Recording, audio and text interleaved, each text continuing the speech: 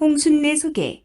단국대학교 일반대학원 한문학과 졸업 박사, 꿈 연구 30여 년, 홍순례 박사 꿈 해몽, 꿈이란 무엇인가?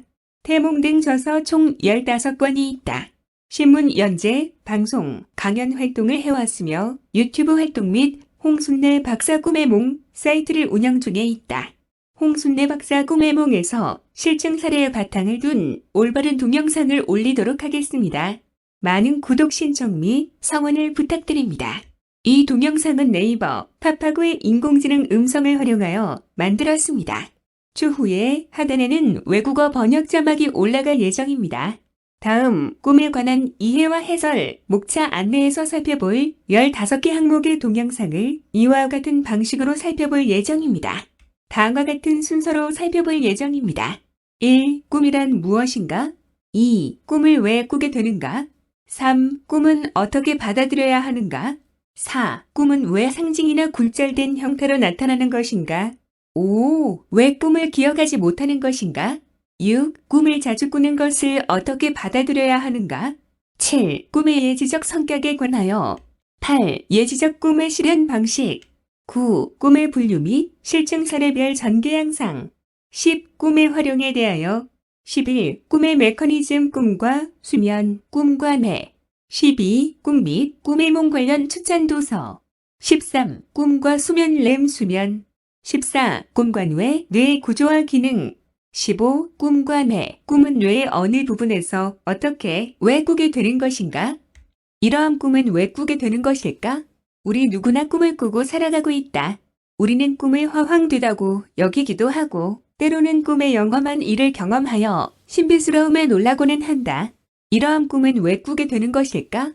꿈을 자주 꾼다는 사람도 있고 또 전혀 꾸지 않는다는 사람도 있다. 앞서 꿈이란 무엇인가?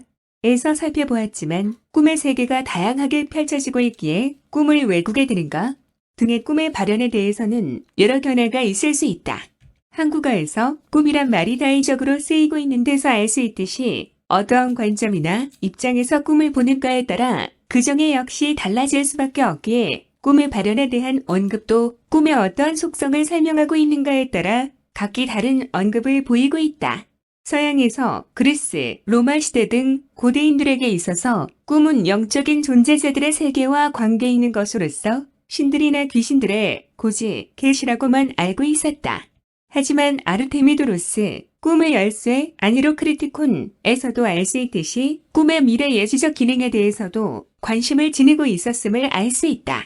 한편 동양에서도 시경, 진사원, 몽자밀지, 유문영의 꿈의 철학 등에서 언급되고 있는 꿈의 내용을 통해 볼 때 꿈에 대하여 신비로운 예지적인 성격을 강조해왔음을 알 수 있다.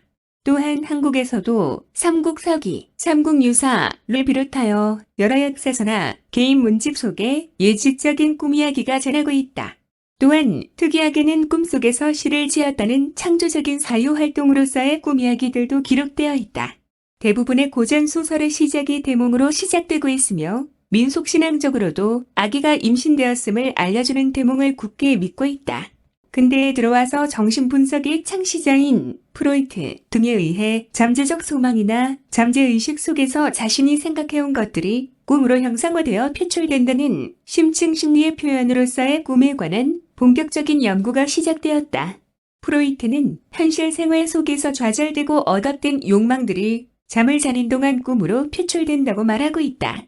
이 경우 잠재의식이 꿈으로 발현될 때는 억압, 압축, 검열을 거쳐 나타난다고 말하고 있다. 프로이트가 인간 잠재의식의 영역을 발견하고 심리학이나 정신분석적인 수단으로 꿈을 활용한 것은 높이 평가받아야 할 것이다. 하지만 프로이트는 정신분석적인 측면에서만 보려고 할 뿐 인간의 정신능력의 발현에서 이루어지는 미래 예지적인 꿈의 세계나 꿈속에서 어떠한 창조적인 사유활동이나 경고성의 일깨움 꿈이 이루어지는 측면에 대한 언급을 간과하고 있음을 볼 수 있다. 프로이트의 꿈 분석이 정상인의 꿈 분석이라기보다는 정신과 질환 환자 등의 사례를 중심으로 분석한 결론이기에 우리 인간의 영적 능력이 발현된 꿈의 예지적인 기능이나 일깨움의 꿈, 계시적 성격의 꿈, 창조적인 사고 활동의 꿈의 기능에 대한 언급에 소홀했음을 알 수 있다.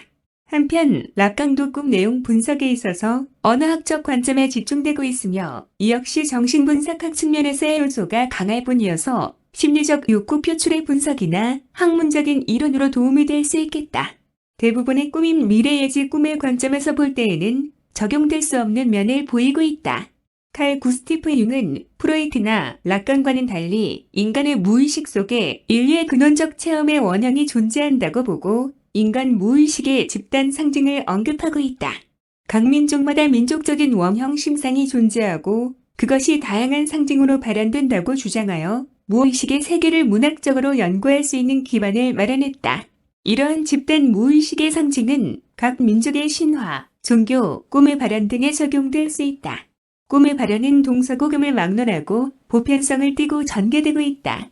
다만 각 민족성이나 문화적 관습의 차이, 기재, 기타 여건에 따라 다양하게 전개되는 꿈의 전개 양상에 대한 관점의 시각이 다르다고 볼 수 있다.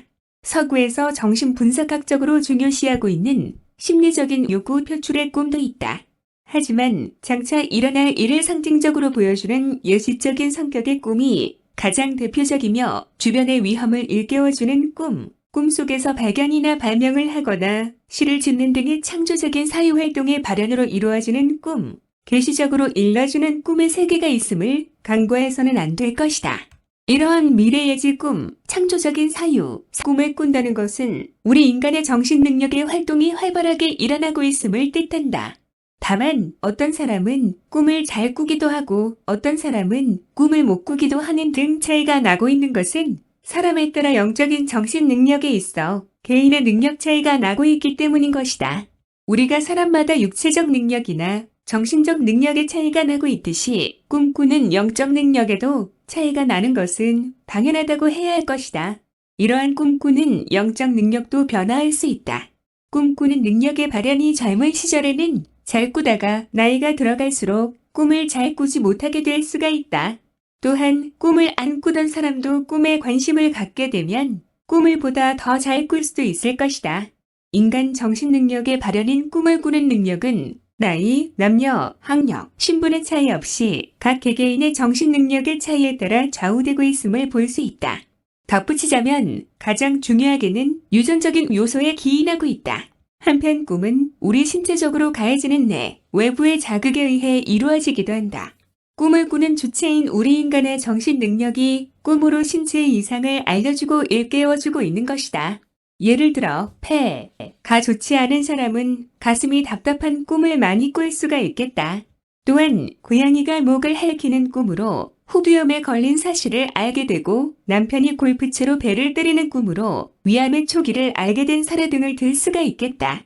허준, 동의보감에서 꿈을 오장의 장기의 허와실에 따른 상태에 따라 꿈이 다르게 나타나고 있음을 말하고 있다. 이처럼 생리, 병리학적인 측면에서 꿈의 발생 원인을 알아내어 질병 치료에 이용하고자 하는 노력은 어느 정도 설득력 있게 받아지고 있다.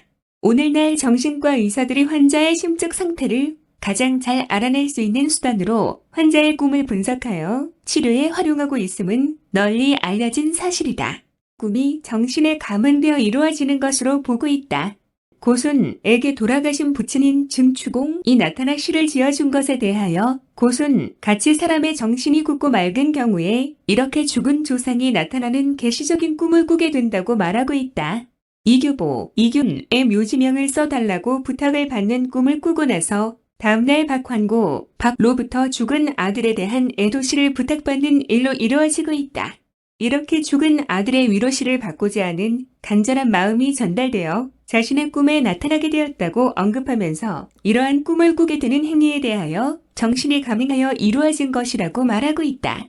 또한 이수광은 황제가 꿈을 꾸고 풍구와 영목의 신화를 얻은 예를 들고 있다.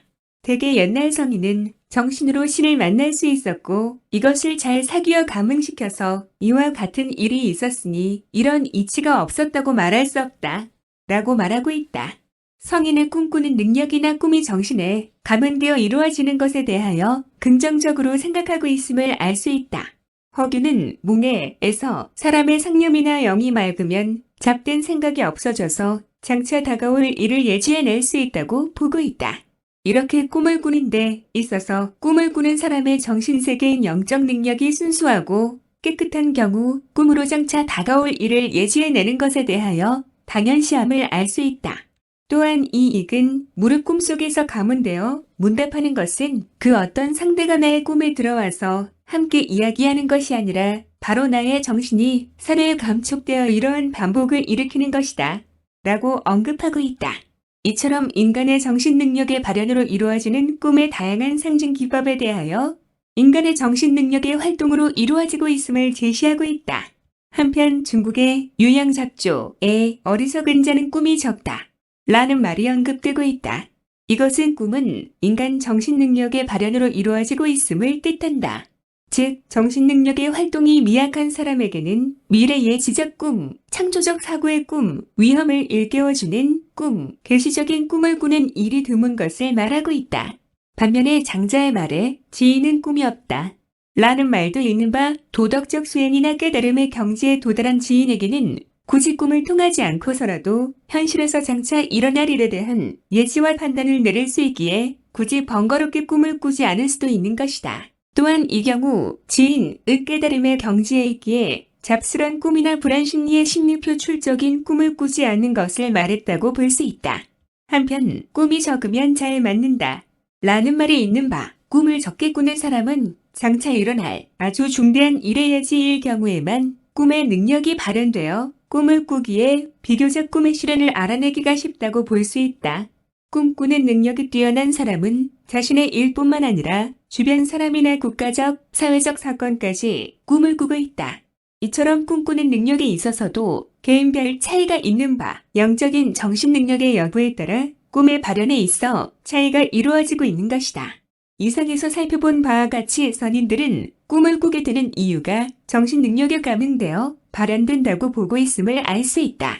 이는 올바른 견해로 꿈을 꾸는 주체는 우리의 잠재의식인 고도의 정신 능력으로 이것이 다양한 꿈으로 발현된다고 볼 수 있다. 유튜브에서 본격적인 활동을 시작했습니다. 꿈에 관하여 의문점은 홍순래 박사의 꿈 해몽 사이트 유튜브에서 검색하시기 바랍니다. 아울러 많은 구독 신청 및 성원 부탁드립니다.